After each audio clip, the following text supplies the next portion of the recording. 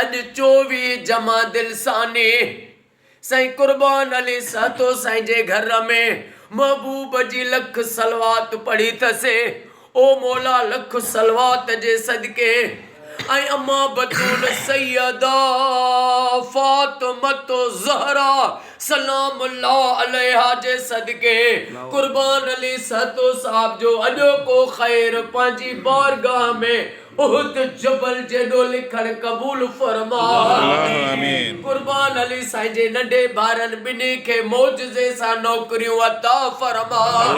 कुर्बान अली साईं खे ऐं अम्मा जी जल खे साईं जे भेनरुनि मुंहिंजे भेनरुनि खे क़यामत ताईं आबाद फरमा। ओ मौला कुर्बान साईं जे रोज़ी रिज़्क़ इज़्ज़त में बरकतूं अता फरमा।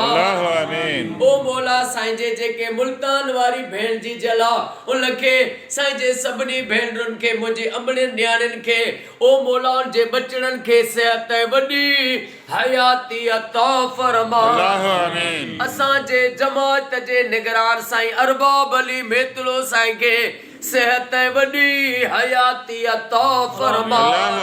गुलाम शबीर आराई साईं जा गुलाम शबीर आराई साईं जा बच्चा ॿाहिरि क़यामत ताईं अमड़ियूं न्याणियूं आबाद फरमा।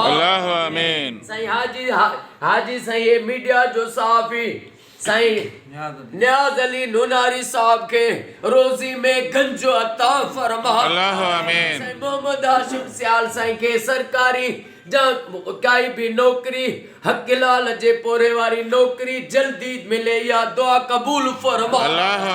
हाजी अल्लाह वदायो भंड साईं जा बच्चा घर आबाद फरमा। गुलाम मोहम्मद सियाल साईं के साईं जे बचड़नि खे मौला सेहत वॾी हयाती अता फरमा। हाकिम अली नूनारी साईं जा बच्चा घर ऐं जेके साईं वारा ये वेठा आहिनि इन्हनि जा बच्चा घर क़यामत ताईं आबाद फरमा। साईं माशूक अली ख़ाशकेली साईं के साईं जे बचड़नि खे मौला हर मुश्किलात बीमारी खां पनाह अता फरमा। साईं दीदार अहमद सियाल साईं के अबरार अली सियाल साईं के मोहम्मद बिलावल सियाल साईं के पढ़ाई में कामयाबी अता फरमा। ओ मौला हर सुन्नी शिया मोमिन जे घर लख सलवातूं पढ़ियूं वञनि या दुआ कबूल फरमा। मौला अली जो जश्न खैर सां थे अली अकबर जो वास्तो तीन मुंहिंजी मदद फरमा। इन्नल्लाह व मलाइकतहु युसल्लूना अलल नबी या अय्युहल्लज़ीना आमनू सल्लु अलैहि व सल्लिमू तस्लीमा।